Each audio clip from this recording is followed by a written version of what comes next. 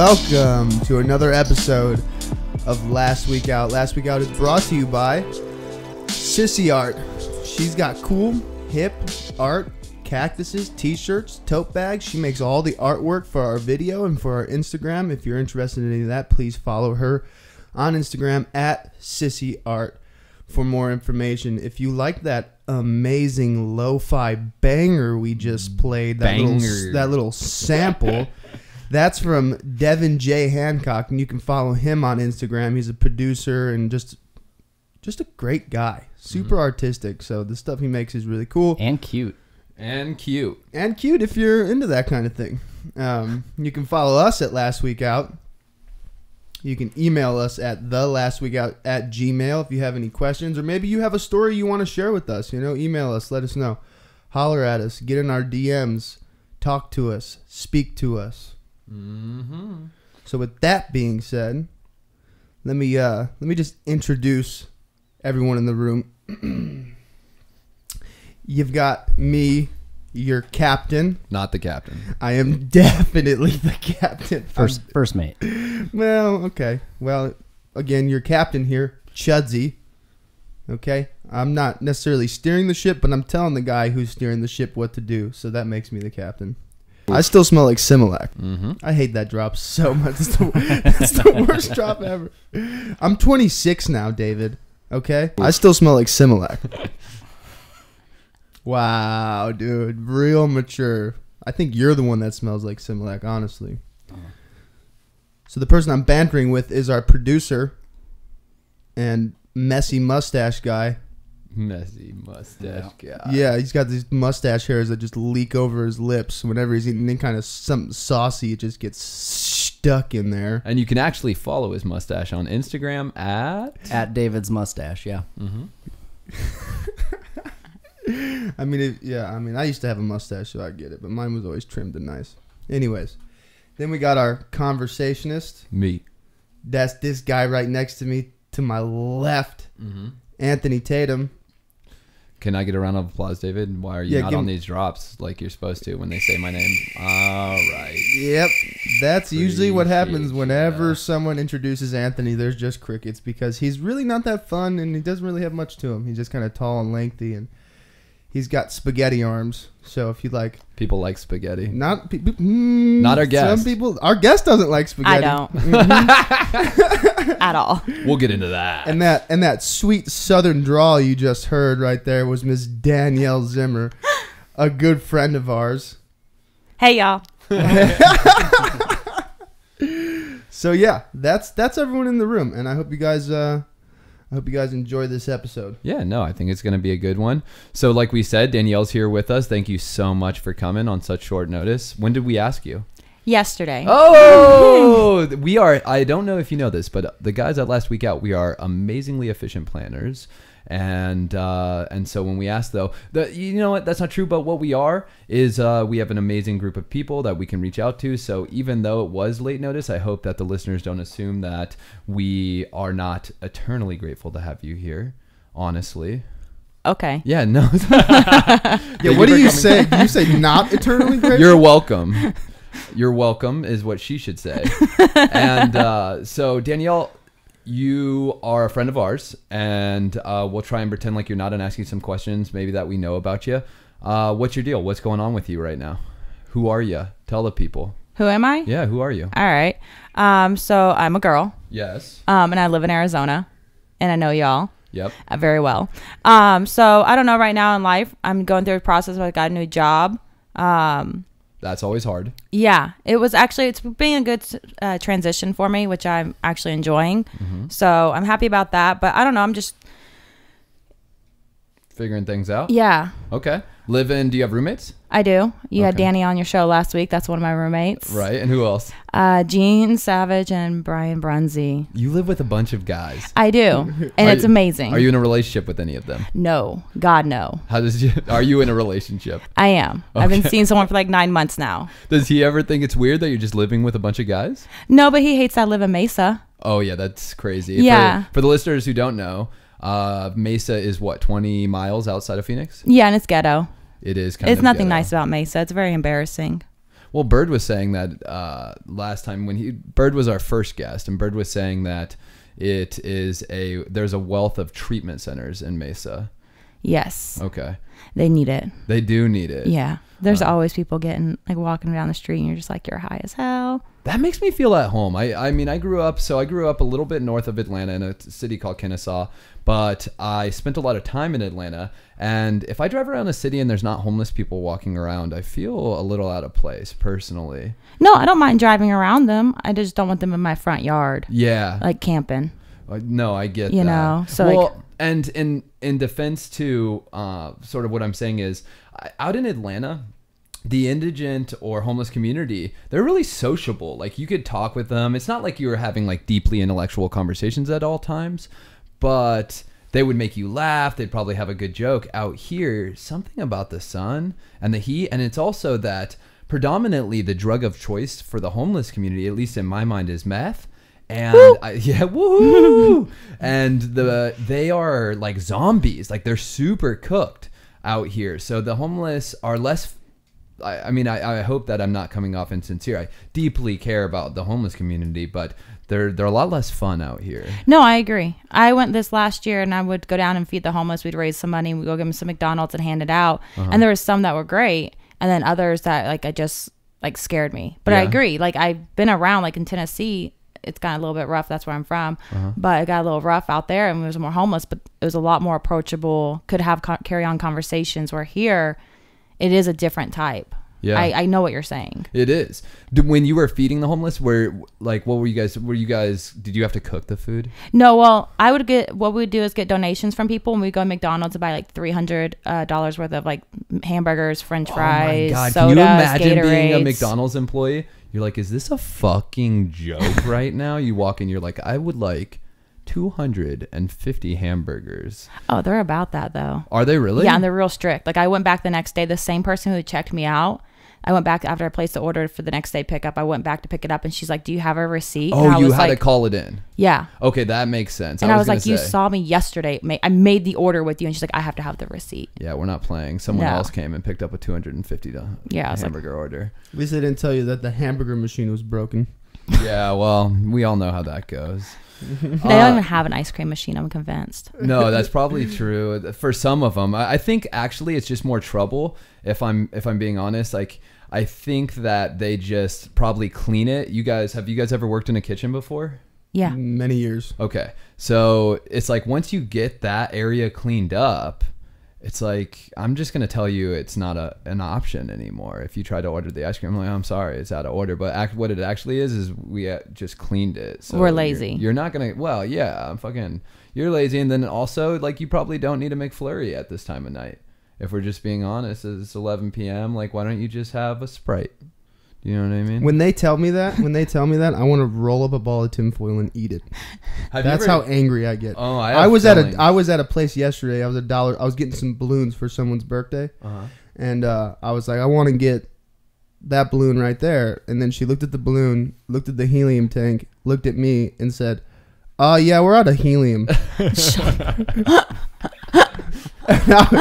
I was like, I'm always impressed with people when they work in like it. So here's what I think about is like, do they have a balloon training center at Fry's when you get hired? Like the other day, and this kind of segues into, I go to Home Depot, and I feel like everyone at Home Depot is a pro in every area of life. I could just be like, hey, do you know where the irrigation lines are? They'll be like, yeah, the back of aisle 14. And I'm like, where do they find you people? Oh, I worked at Lowe's. Okay, so tell me about, did you have to train and learn all of this stuff? You just learn as you go. Like I can still tell you aisle 5 cleaning supplies. But I was also high on meth at that time when I worked there. Oh. So I used to always go in and face everything. And it was my favorite thing in the world. That aisle was like porn for you. Yes, it was. Yeah. And the cashier stand was right across from there. So I would just sit and stare at it. And I was like, I'm going to get you. Oh my It was God. The best part of my job. Well, I'm going to be a little more cautious about the Lowe's employees next time I go in there. Shout out to Arthur Blank and Home Depot for keeping the meth addicts out of their employment. Lowe's is better. I heard a story about Home Depot and Lowe's. Have you guys heard this before? That Lowe's, and I absolutely, please fact check me on this. So don't take my word. Actually, never take my word as bond. But I had heard that Lowe's is the offset. And I don't know if it's Arthur Blank's ex-wife, but I had heard that Lowe's is a store because the owner of Home Depot's wife left him, and she decided, in spite, that she was going to open up another, home store, or what would you call Home Depot? Home improvement store. Home improvement store. So Lowe's is a product of resentment. And not only did she open Lowe's, but that she decided that she was going to put a Lowe's within a mile of every single Home Depot. And that's why they're always pretty close to each other. Have you guys ever heard that? No. I have heard that, and I think it's malarkey. Oh, yeah, it's a lie? It's a lie. Sometimes That's savage, though. I hope it's true. I love her. Yeah, I hope it's true because I love her and I want to be her friend. That's insane. That is insane. I'm sorry for going on that tangent, and for our listeners, if it's a lie, I apologize. Please DM me, yell at me. But Danielle, so you're living with Gene, Danny, who else? Brunsey. All of these gentlemen. You're working. It's a wife boot camp. A wife boot camp? What is that? You're training them? I'm training. No, I'm training. They're all training you? Yeah. So, like the cleaning, the shopping, the taking care of the house. Do you not like doing that stuff? No, I like it. They're great. They've been great roommates, but it's a good opportunity for me to learn how to be a housekeeper. Okay. For when I move out and I move on in my life. Oh, I'm following you now. Like you have to constantly help these guys. Yes. Okay. I thought that they were pretty training good. You on how to be a better wife. And I thought, that's a lot of chiefs and one Indian. That doesn't seem like a really healthy environment for you if you have a bunch of guys telling you what to do constantly. No, they're not like that at all. They're just they're very protective of me. Okay. That's nice. They're great. It's great. I love living with them. It obviously does get a little hectic having 3 roommates sometimes. Yes. But they've been great, and it's fact of we'll go out on our patio and we'll sit and we'll have hour-long conversations. And you've heard Danny last week, and Danny's one of the best people you can talk to. Yeah. I don't know what that was. That was a hiccup. Yeah, that was weird. It was embarrassing. When you moved in, I love multi-roommate situations because I've lived in a few, and I've somehow, probably through manipulation, if you ask my other roommates, I've always ended up in the good room. I'm in the best room. You are? Oh, yeah. Well, I use the garage. I have the master bathroom. I got the bathroom or master bedroom, and I have a bathroom in my bedroom. Did you live there before them? Before Gene and Brunsey, after Danny. Okay. But he's got a master suite as well. Do you guys split the rent evenly, or did you come up with some sort of, you'd say, accommodability to financial detriment sort of number? So it's certain split people. evenly. Oh, yeah. So you're just living lavish. Yes. Did one of them have a closet for a room? No, they're all nice sized rooms. But it's a 3-bathroom, 4-bedroom house. Oh, that's nice. Yeah. So it works out. Danny's looking to get a house, so he'll be leaving soon. We'll miss him. Yeah, I'm going to cry for sure. And then Gene got upset because he told me he might be moving out. And I said, oh.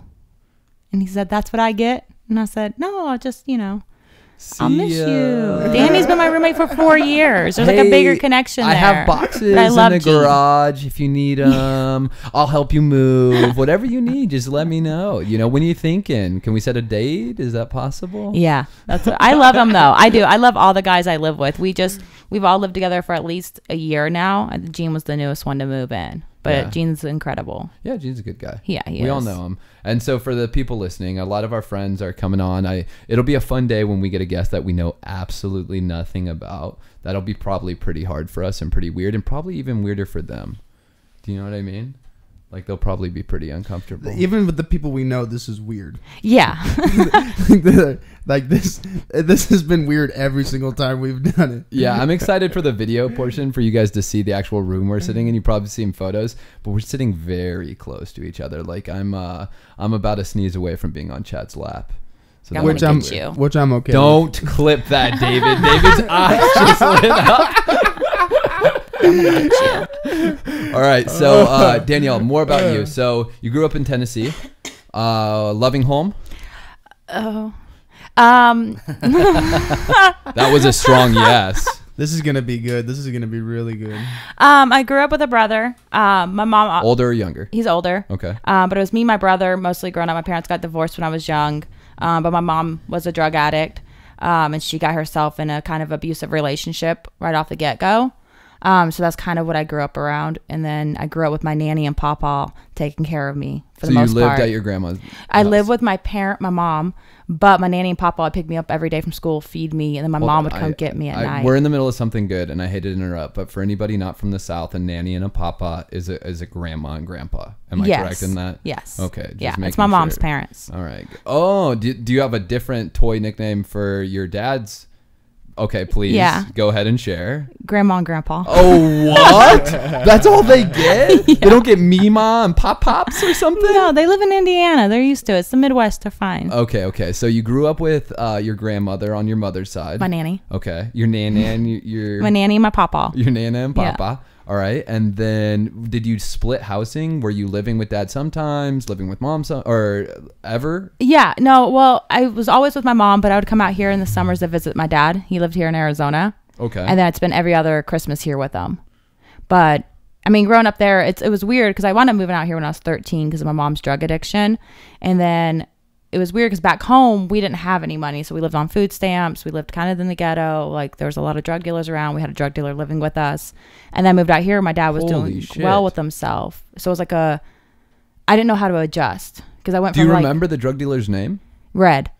Yeah. What the fuck? Not the guy from Pineapple Express? That's him. That's actually him. That's actually him. Wow. But yeah, we grew up there, and so that was how part of my life was like rough. Like I love my mom and everything, but like I went through a lot of shit back there with her. Like I'd go down Chattanooga at like 2 a.m. How old were you before you knew? Oh, this is kind of fucked. I don't know. I remember the first time I knew my mom was definitely on drugs. Well, we were living in a hotel at one point. But I knew she was on drugs because I was laying in bed with her one night and I woke up and she was saying, she was on the phone with my stepdad at the time, and she's like, I only talked to him to get the drugs off of him. And I was like, I had a feeling then, like obviously I heard, and I was like, she does drugs. I think I was like in 4th grade. And so my answer to that was the next day she came home or came to my nanny's to pick me up, and she was like, how was your day? And I was like, good. I was like, they had Dare there. And I was like, and they say people who do drugs are horrible people. Really bad people. And I was like waiting for her to say something to me because I was like trying to guilt her into it. And she's like, oh, that's good. And I was like, you're evil. You were doing that in 4th grade? Yeah. Master manipulator. Oh, yeah. Well, we learned quick. We have to. We Yeah. have to adapt. So you move out here when you're 13. Yeah. And I moved in with my dad, his alcoholic wife, and my stepsister. Man. And it went from having no money and living like below like normal income or whatever it's called, I guess poverty level, I don't know, to then moving in with my dad who had money but had an abusive alcoholic wife. My goodness. So I went from one abusive step parent to another. The only thing that changed was location and income. Right. So, but I mean, she was literally an awful human being. I think she's doing better now, and I hope she is, but she made my years living out here really fucking rough. Fuck, man. I can cuss, right? Yeah, you can cuss. Fucking say whatever you want. All right, cool. All right, so you came out here, you're 13, you grow up, you go to school, you go to college. Did you finish high school? I did finish high school. Yes. Yeah. In that environment. Yes. Well, yeah. She wound up moving out. It was really weird for a while. She moved out. We actually moved away from her for like a year, me, her daughter, and my dad. And then we moved back in with her. And then her and her daughter moved out to a different house. Yeah. So that made it easier to finish out because she just lived in Anthem while I grew up in Cave Creek.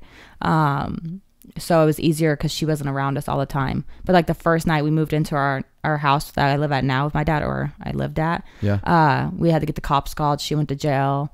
It was a shit show. Oh my gosh. Welcome to the neighborhood. Yeah, no kidding. There goes the neighborhood. And so for you, seeing all of this, having this sort of, I don't even know, the beacons of hope in your life, kind of having these toxic relationships and growing up, did you have conviction most of the time? And I'm kind of asking a leading question because most of the time people who grow up in that environment are like, I'm never going to be like my parents. I'm never going to use drugs. I'm never going to do that. And so what sort of happened? Obviously you shared with us you're smoking meth and working at Lowe's. So you took a huge leap there. So my mom passed away when I moved out here, like 4 months after I moved out here. When you were 13? Yes. Oh, wow. So she passed away, and then I kind of just quit caring, because that was a big thing for me. I was like, I'm never going to drink. I'm never going to do drugs, which is a little false. So like right before she passed away, I went out there for that Christmas to visit them. And I remember convincing her that my dad let me drink. I was like, Dad lets me drink. It's fine. Like, don't call him, but he lets me drink. What? Yeah. But Dad never let you drink. No. Dad- Oh, no. Oh, you So, sly dog. I got her you. to buy me wine coolers, and I was playing Barbies and drinking my wine coolers. It's always wine coolers at 13. Oh yeah, always. Smirnoff And Ice. then, oh no, I can't do it. It's too sweet.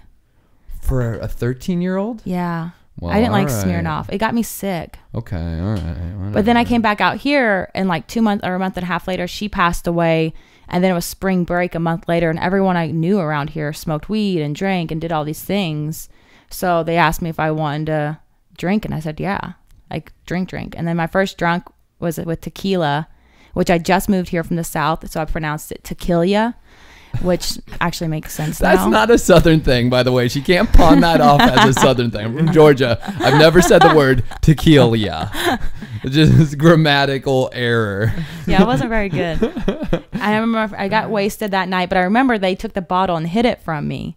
And I went in the bathroom and I found it. So then I got like a red Solo cup and I poured water in it from the sink and I poured it in the toilet and said I was peeing as I drank the bottle.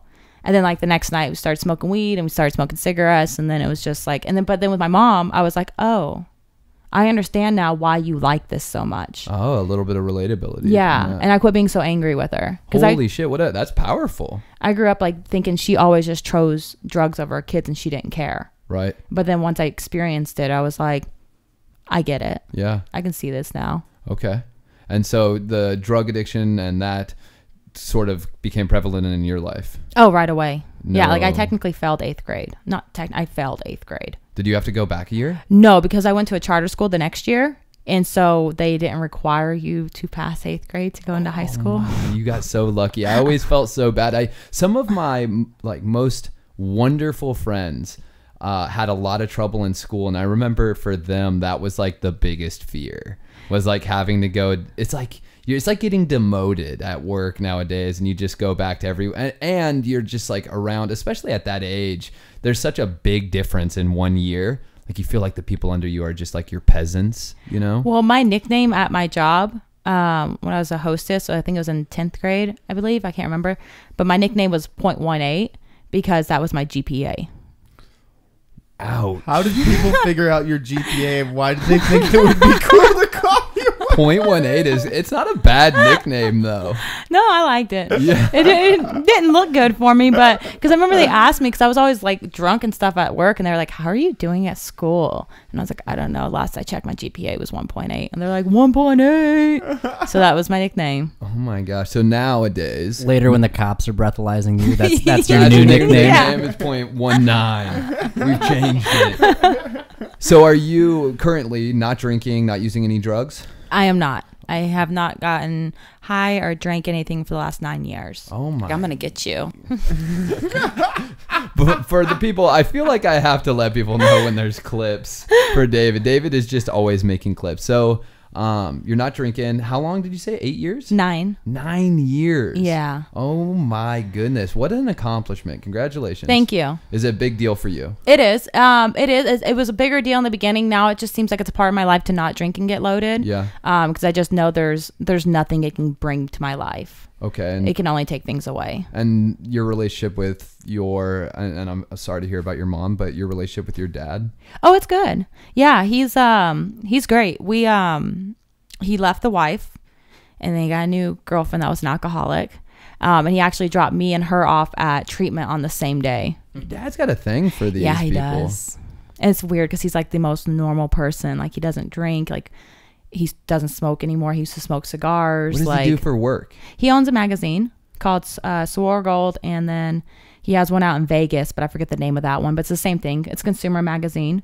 Runs ads and everything. So he's been doing that for the last like 20 years. We always joke about bringing whoever someone shares about. It's like, so can we have your dad on here next Oh, week? you should. He's awesome. Okay, so 9 years, congratulations. So what I kind of want to sit down and talk with you about, and You are sitting. Well, God damn it. So what I want to talk with you about, and kind of the ethos of our podcast, is that we want to talk about hardship and overcoming hardship. And that was Chad's sort of volition when he started it, was to have people kind of come on, share about something that's really pressing. So whether it's drug addiction for you and overcoming it or something else, is to kind of share with the listeners. And the hope is that someone out there will hear it and go, wow, like I can relate to that, or I know someone who can relate to it. And for you to kind of share maybe the solution to it. And if you don't have a solution also, like something struggling is just kind of to create that connection. So is there something that you kind of feel like you'd like to talk about? And we're probably going to segue into a break in the next 5 or 10 minutes, but maybe just kind of start the dialogue for us. Okay. I mean, it really depends. I mean, here's the thing, throughout my life, I've struggled with a lot of different things, whether it's with drugs, alcohol, sex, gambling, losing people, which Chad always seems to bring up when I'm around him. I always find out. But yeah, I've had a lot of death in my life. And I think it's made it really hard for me to have solid connections with people. And I also have severe commitment issues. And I think I'm actually just recently going into therapy. Because my thinking is this: we all go through these experiences in our life. And like for me, I was always accepting of them. Like whatever, it happens. People have it worse. But these experiences we go through in our life have effects on our current relationships, our current outlook on life. Yeah. So I'm currently in therapy to kind of figure out where everything stems from and how it connects and how it's affecting my day-to-day life right now. Like your current actions, is that what you're asking about? Or your seemingly connection issues? Just certain ways I react. So like for me in a relationship, it's really hard for me to connect to a solid person and stay long-term with somebody who's a good person to me. And it stems from the history I've seen and the way I've been treated by men in the past. And I don't know these things. And so she's just pointing it out, where I'd say something to her and she's like, that makes sense that you wouldn't be able to do that because you haven't had stable relationships, and like your quote unquote protectors haven't really been around to protect you. So prior to the boyfriend that you have currently, how long have you been with the boyfriend? 9 months. 9 months. Yeah. Okay. Prior to that, longest relationship? 7 years. Well, that doesn't sound like a connection issue. It sounds like you created a pretty strong relationship there. We did. We were also drunk and high for a lot of it. Oh, so it was toxic. Yeah. The whole time. Not in the beginning. He was a great guy, but he struggles with alcoholism as well. So towards the end, it got a little abusive. But I was getting high with his mom, and he didn't know about that. That's who actually started doing meth with, was his mom. Wow. That's a lot. Yeah. Okay. Let's take a breath on that one, and let's take a quick break. We're going to all jump out, and then we'll be right back, and we're going to jump back into Danielle smoking meth with her boyfriend's mom.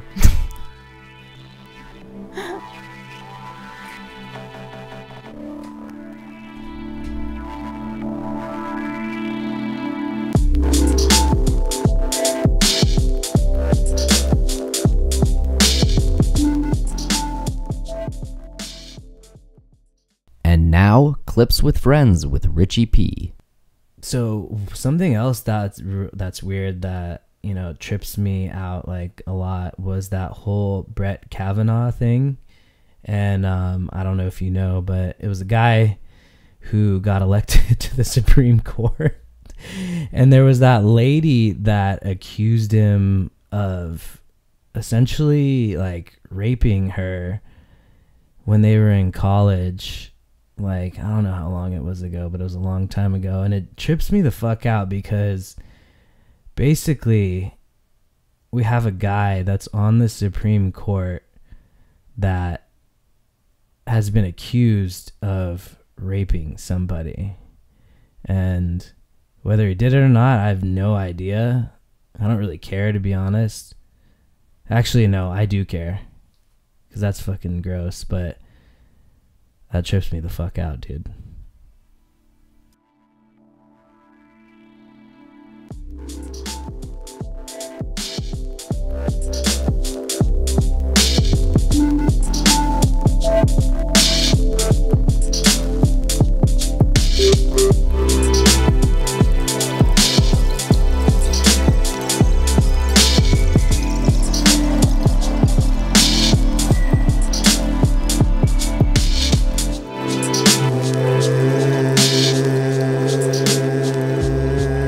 I just ate 17 pretzels and chugged a 7-Up during the break. Ingested a little bit of nicotine. we have a reoccurring theme with this here podcast. We like to take breaks, do nicotine, do pretzels, do 7-Ups, Mm-hmm. and then we start talking about stuff. We start talking about different topics and things like that and how the podcast is going. And we stumbled across a topic during the break that Danielle seems to be a recurring theme in our friendship that we always talk about. And I bring it up because it's tough. It's really, really tough. And it's a hard thing to go through. And, you know, I know she has a lot of firsthand experience with dealing with this topic. And that topic is death. You know, and it's the aftermath and how we get through it. Because nobody gives you a handbook or any kind of sets of instructions like, hey, if someone you love dearly passes away, this is what you have to do. And it comes down to the human experience, and it comes down to, I don't really know what it comes down to. My experience with it is like, people are like, how'd you get through it? And I'm like, I don't know, man. I don't know. Yeah, took it slow. Well, and to kind of segue too, is we were talking about you smoking meth with your boyfriend's mom, and that was a connection issue. And we were kind of talking about, you know, where that stems from. And you were talking about going to therapy. And then you were talking about, you had even brought up the fact that you had lost your mom at 13 years old. And so kind of going back to that is, when we're kids, we're really resilient. We don't really have an understanding of the totality of loss. At least I know I didn't when I was younger. And nowadays, when we lose people, and Chad was saying there's no handbook, I think I have learned a couple of things. I know in the South, we know to bring people food. I don't know if you know that. Oh, yeah. Yeah, that's a pro tip there. If somebody loses a family member, you go by there, you bring them a bunch of food. Just a little Southern pro tip there. But for you, and what we've known about you, and we've lost mutual acquaintances, people that you were close to. And so I kind of want to hear, you know, your experience with a couple of deaths that I know about, and maybe any that I don't, and then we'll kind of see where that conversation goes. So let's talk about your mom, if you're comfortable talking about it. Which, by the way, hold on, we have to kill the elephant in the room. Thank you. I'm sorry. By the way, when we came back from break, we ran about 10 minutes of this conversation. It was fucking magic. And David was not recording, so kind of like Jack Black's what was that song, the greatest song in the world, all right, that's the lost clip. I mean, Danielle was crying, we were all sobbing, somebody overheard the conversation outside, they've changed their life in that interim. So all right, I'll make a formal apology, okay? Please. I'm about to sneeze away from being on Chad's lap. All right, we're going to keep on going. So let's talk a little bit about that stuff, Danielle, and see where the conversation goes, because you were kind of sharing with us everything around what had happened and when you had heard about losing your mom. Maybe you could share that with the listeners. Yeah, I was just saying about like the first death I ever experienced was with my mom. That was the first time I ever had to deal with it. And I was just saying how, like, when I found out I was in 8th grade, they called me into the office. My dad and his wife were there. And when he told me about it, I kind of just dropped to the floor and started crying and asking about my brother, because he still lived at home with her while I was moving out. I lived out here. And the original sentiment was it was suicide. And then we kind of put together that it possibly wasn't suicide after that. But I remember just, I mean, you don't know. I don't know how to explain that feeling. I mean, I didn't know what else to do besides cry. And it still like affects me to this day. I mean, I think about like my wedding and things like that. And like my mom's not going to be there. Yeah. And that was the precipice though, like you said, for you starting to use drugs. Yeah. And kind of just that thing, or that, you know, loss, shot you into just experimenting with drugs and doing things along those lines. Absolutely. I quit caring. Yeah. Fun fact, my mom, you have a flamingo tattoo. My mom had a flamingo tattoo. That, and you want to know even a more fun fact? That flamingo tattoo is for my mom. Oh, really? Yeah. Oh, that's cool. That's the I love mom flamingo tat. That's awesome. And so what about loss today? Well, like I said, I've since having experience using drugs and everything, a lot of my friends have gone through the same route. You know, but not even today, but like growing up in Cave Creek, I think I lost 15 people Wow. from Cave Creek alone. That is a lot of people. Yeah. What about like people you were close with or acquaintances? A few of Facebook them that I was friends? close with. No, I knew all of them, had hung out with all of them, like actual friends. How'd they pass? From drugs? Drugs and suicide were the two prevalent ones. Wow. We live in a crazy era right now. Yeah. So it was rough. The first experience I lost of someone my age was when I was 15 with a heroin overdose. He was 15 years old. And that was my first time seeing somebody my age die. And then it just kind of kept going after that. Every few months, someone would pass away, someone would die, whether, like I said, suicide or drug overdose. And then in the recent years, back in 2015, I lost my friend David, who was a close friend of mine and one of my best friends. And then, Yeah, I knew David. yeah, he was a great guy. He was. He was actually supposed to be going to treatment that day when his roommate found him. And that was a tough one. That was one of the tougher ones. And like, since I've been around without using drugs and alcohol that I've experienced. And then shortly after that, my best friend, John, passed away. And that was probably the hardest death I've gone through, after my mom, I'd say, just cause we had this incredible bond. I knew I could count on him no matter what, no matter how long we hadn't talked or seen each other. Like, he was somebody in my life that I knew would be there for me no matter what. Yeah. And I remember the day, and it was rough too, because the day before his funeral, our friend Anthony spent the night with me so we could go to the funeral together. And then 2 weeks later, Anthony was dead. Holy shit. So that was probably my toughest time in deaths while I've been away from drugs and alcohol. Actually, probably the toughest time in my life. Yeah. I've lost other close people. We lost a friend, Janice, a few years ago as well. This past year, our friend Gary passed away. And all of these are mostly to drug Yeah, and alcohol. they were all drugs. And so I know that when I share things like this with my mom or somebody from even prior generations, when they hear about it, it's really heavy and really hard. And obviously it's heavy and obviously it's hard, but for us, we're kind of desensitized nowadays. At least I think so, to the reality of drug overdose and how often it happens and how frequently. It doesn't change that when it hits close to home, that it's very painful. I know when I was younger, I can remember a girl overdosing from one of the rival schools, you know, in middle school. You guys have those. And I was blown away. And then as I got older and I experimented with drugs, and I had a lot of friends who passed away. We had a friend pass away in our house from an ecstasy overdose. I didn't even know that was a thing. And I was incapable of taking those situations and processing them and kind of coming to even acceptance. And I was really selfish when I was younger, so I would kind of monopolize that grief. I'd be like, well, this is how this affects me. And I would only be concerned with how it affects me, even though it did.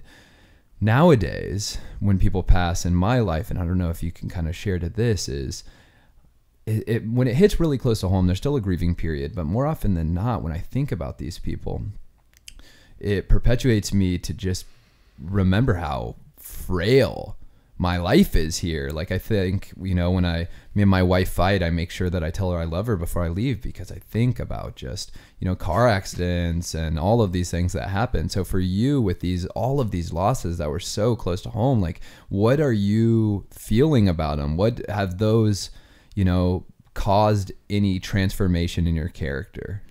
I would say so. Well, one thing right now actually is all of my pallbearers and the person who's going to give my eulogy at my funeral, I let them all know, because of the idea of I'm like, death happens anytime. Wow. So it's kind of caused you to plan for your death. I've never done that. Yeah. They all know. I send them all a text message and said, hey, if something happens, I just want you to know, like, I want you to be somebody who does my pallbearer. Danny's going to give my eulogy at my funeral. You know what?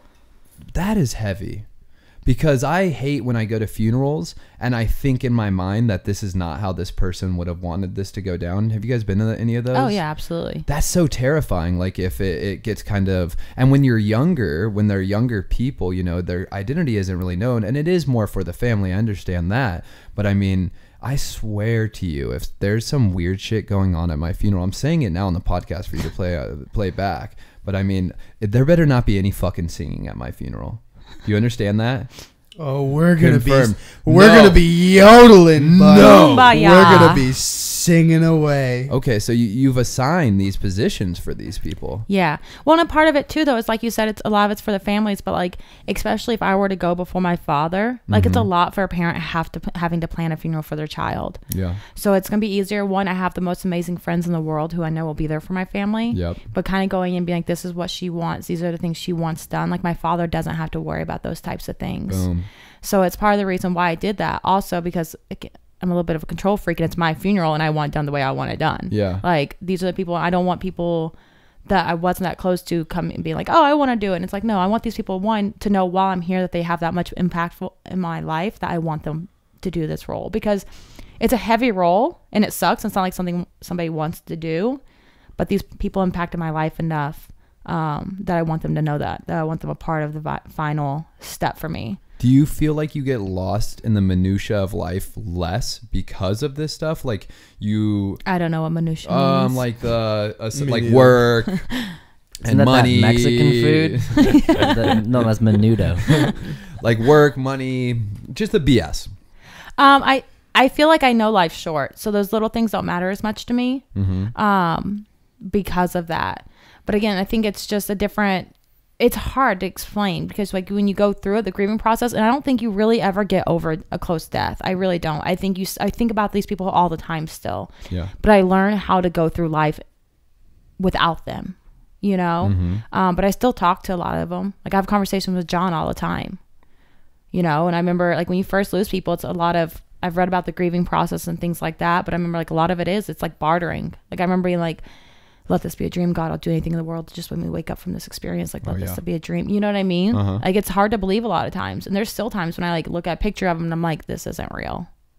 You're still here, you know? Yeah. But it makes me realize like these people aren't in my life a long time. But it's also traumatized me to the point that like I will think of people that I have now and think about them dying. Yeah. And cry. Like they're still alive. Visceral reaction to those thoughts. And I will let them know I just had a thought about them dying and I cry. Please don't share that with me if you have that about me. So you're going to therapy. Are you going to therapy is it kind of like EMDR therapy? Or really? Yeah, I'm actually just starting it. And it's funny because John was the reason I got into EMDR is right before he passed, he'd started therapy and me and him both had kind of the same thoughts on therapy where we like didn't believe in it. Yeah. And he's like, hey, try this EMDR. Like it's great. Right. So since then is when I want to try something. I've kind of always gone to a therapist, left after the first or two times because we'd go over like past stuff. And I was like, yeah, this doesn't feel good. But this last therapist that I'm currently at is amazing. And so we're going to soon be starting the EMDR work. How many sessions have you had with him or her until this point? 5, I think. Oh, wow. Yeah, that's the longest. I actually went to a therapist once who was my friend's parent. I went to her twice, and then I texted her and said, hey, I'm not going to be coming anymore. And she had told me at our first therapy session, she's like, you got a lot. Like a lot of people come in here with a little, like one thing. She's like, you got a little bit of everything. And she's like, it's going to take a lot of work. Holy shit. Can you imagine how fucked up you feel when you go see a therapist and they're like, yeah. Oh, it gets better. We're going to raise the rates on you. When I told her I wasn't coming anymore, she was like, please come back. I won't charge you. Please come back to therapy. Oh, you were a threat to society. She was like, you need this. She was like, just show back up. I won't charge you. Let's just do some work. You need to do work. Yeah. And I didn't go back. That's a good therapist. Yeah. She was great. But this last one, this one I connected with. You have to find somebody you can connect with and like point those things out to you and you feel comfortable talking about stuff with. And that's hard for people to hear is like, you know, you need to vet your therapist because you might not have a connection. I mean, my therapist now, and I haven't gone to see her in a while, but my therapist now is an older lady who is just a really strong lady, and she will not let me just sort of rebuke her without her standing up for herself. So I really enjoy her. Yeah. And so like I'll go back to her kind of just to argue. It's kind of strange. We kind of argue for like an hour, and then at some point she'll say like some wizard thing that'll like put me deep into my feelings and kind of hush me up. And then she'll take $100 from me. Yeah. And I'm like, well, this was good. Thank you so much. I'm going to drive home and listen to some sad music. But so you're in therapy, you're feeling like it's heading in the right direction, and you were saying too, though, that you do feel like it's affected your life. Has it affected you positively? Like, is there some positive things that you think have come about as a result of all this loss? I think it helps me to appreciate the people in my life more. I'm seeing you and knowing you, I would say that you are genuinely always kind. I haven't ever seen you. Well, I've seen you like yell at people. Yeah. But it's not you. It's usually still from a compassionate standpoint. It's not usually like, hey, go get dead. Well, and I also go get dead. hey, go get dead. Go dead.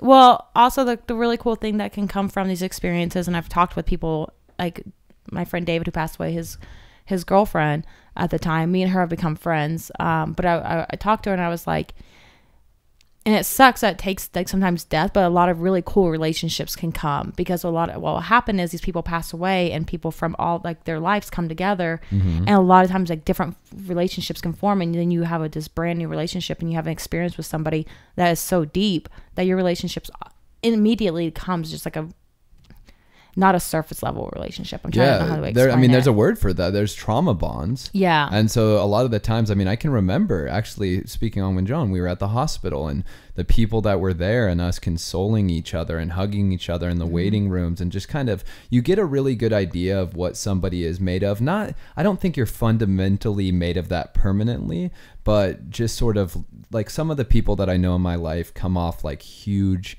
fucking assholes, right? I'll know people who are like huge fucking assholes, and they are almost like overtly conservative in some of their belief systems.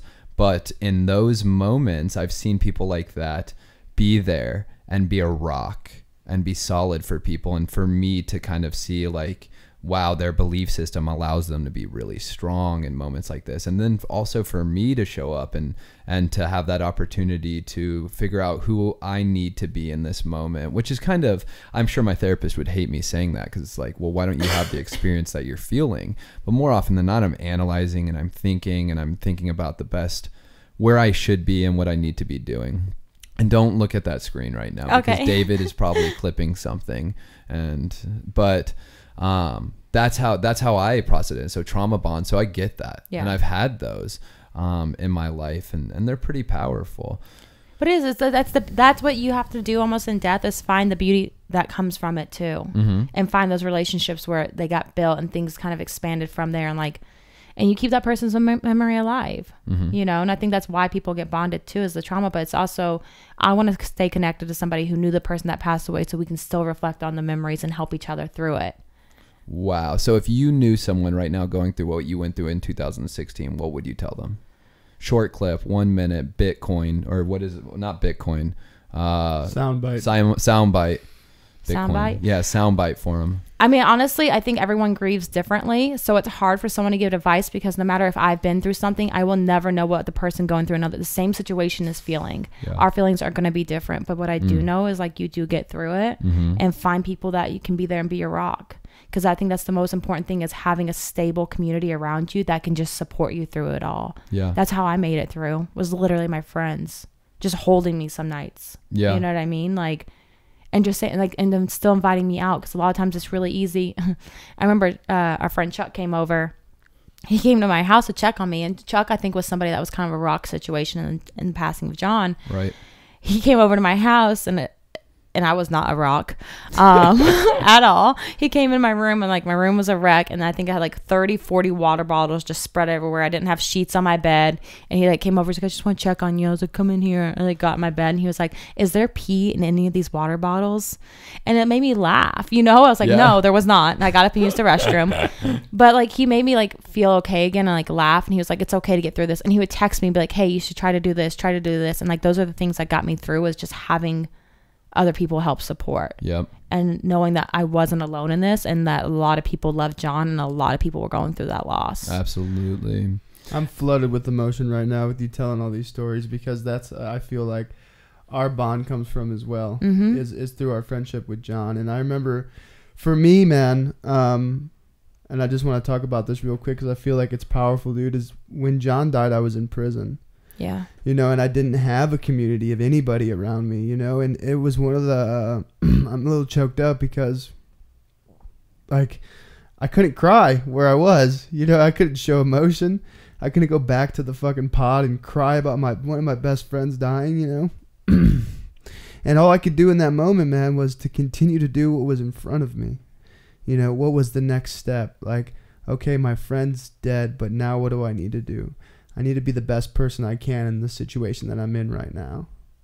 You know, and I found that to be the best thing for grief for me, is lay it aside for a second. What is the next thing I need to do? Whether it's at my job, I need to be the best employee that I possibly can right now. I need to be the best friend that I possibly can right now. You know, and that's what I find. I find that to be my just immediate reaction to death. And I just want to thank you so much for being open and transparent and honest with us right now. Yeah, geez, we went down into some emotional stuff. Thank you so much. I hardly cried, dude. I actually remember thinking about you when it happened too, because I knew you were locked up, and that was sad. I was sad for you because like you didn't have that there, you know. And that's tough. That's what I'm saying. Like, lean on the people you have when you can. And if you're not in a situation that you can, is just focusing on doing the next right thing. I think is the key thing, like you said. Because like, here's the thing. Okay, so I'll be honest with y'all. So shortly after John passed away, I wanted to get high again, really bad. Because I just didn't want to feel that pain, because I felt like a suffocating, like someone was sitting on my chest and I couldn't breathe. And I remember reaching out to somebody I knew that was still getting high. Well, originally I was like, one of my friends started smoking weed, and I was like, hey, can I smoke this? And they're like, no, I don't know. And I was like, and I was like, you're smoking weed. Like, you can't tell me no. And they're like, And I was like, all right. And then I was like, but it was funny. And I was actually having this conversation the other day with somebody about how like my mind was like, oh, I just want to smoke weed to feel like a relief for just a moment. And like, she was going back and forth whether she wanted to let me know. And I went outside to smoke a cigarette, and I called somebody else, be like, hey, could you get me some meth? And he was like, absolutely not. He was actually, his comment said was, I will never get you your first hard drug. I'll get you your first hard dick. And I was like, what a supportive man. What a piece of shit. I'm going to get you. And I was like, okay.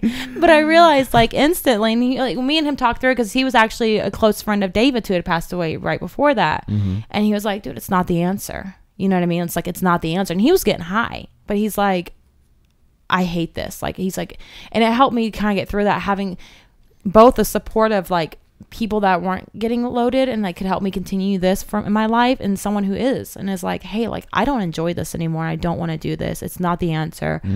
And it helped me, and it pulled me back in. But I mean, that instant relief was really what I thought about for a while, was just trying to get over it quick. And I'm super grateful that that person didn't offer me drugs or his dick.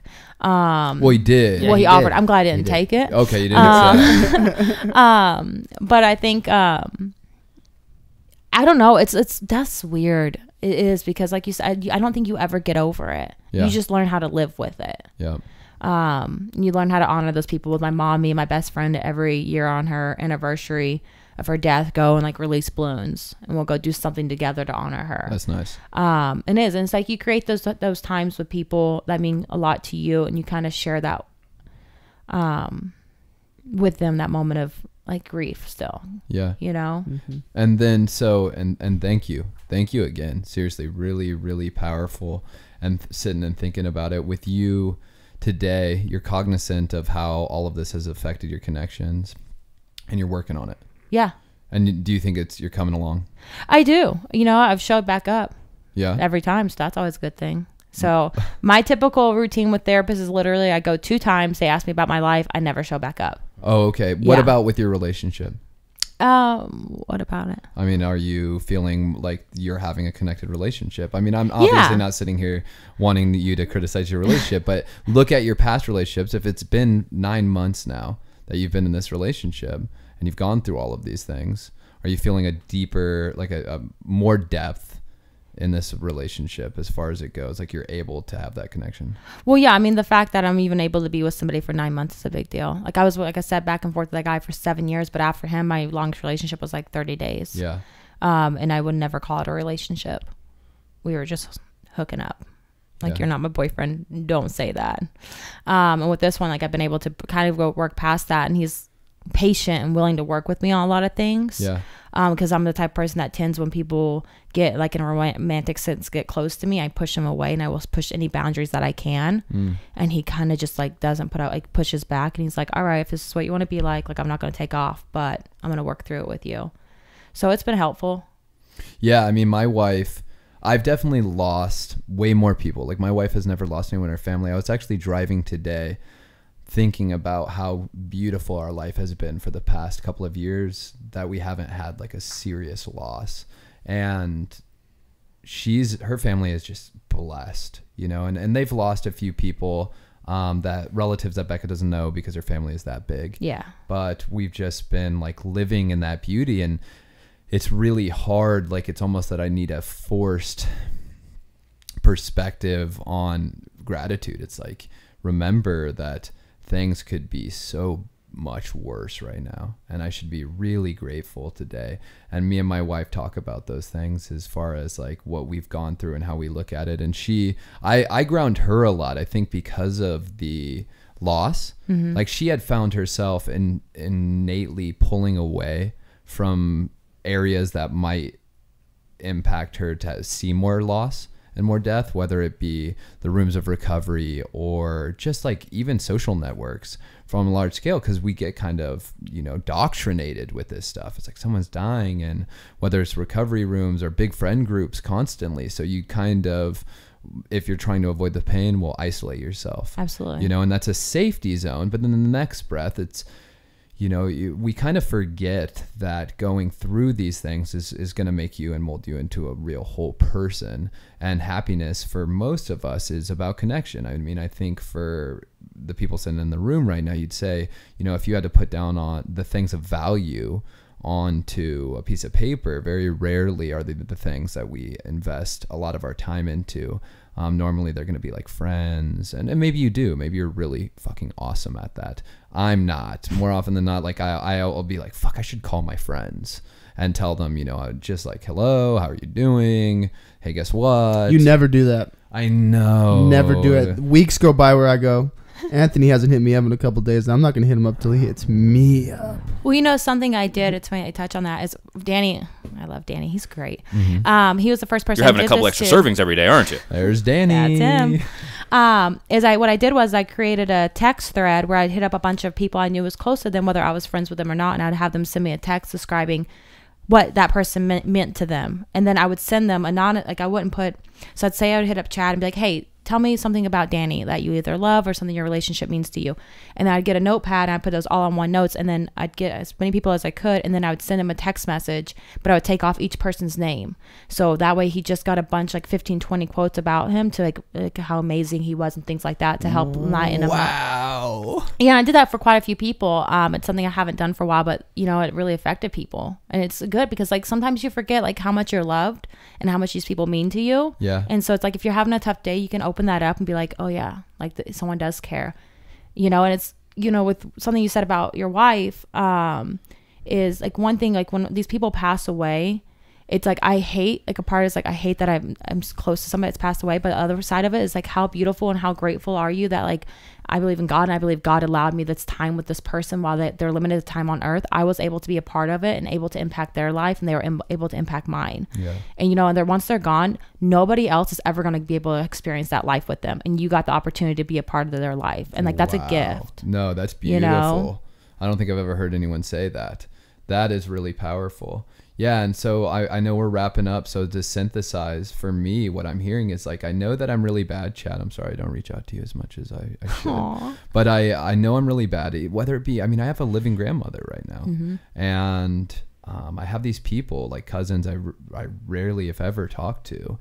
And I need these reminders from people, and this is like, wow, the power of this moment right here in this podcast, but in general is like maybe take the opportunity to reach out to these people and show them appreciation, and show them love, and kind of to have appreciation for the fact that I am a product of a lot of grief and a product of those, and like you said, like thank God I got to have those moments, and I can kind of carry that and be stronger in the future. But yeah, thank you so much for coming on and chit-chatting with us. It's been a really amazing experience. Any final words? Just value the time you have with everybody, and thank you for having me. Thank you so much, Danielle. Oh, wow. I got to take a deep breath. Thank you. And for those of you who may or may not want to know, I've actually systematically made it to where I see Anthony 3 days a week. So even if he doesn't hit me up, he has to see me. He doesn't have a choice. We're business partners. We do a podcast together. We do other things together. So, gotcha. All right, you guys can follow us. Remember to follow us at Last Week Out on Instagram. Follow Sissy Art. This video is going to have a bunch of her art and graphic design stuff that she's done. She does art, cool hip t-shirts, tote bags, all kinds of cool stuff. The song was made by Devin J. Hancock. You can follow him at Devin J. Hancock on Instagram. And if you have any advice, maybe you have a story that you want to share with us, you can DM us or email us at The Last Week Out. Thank you.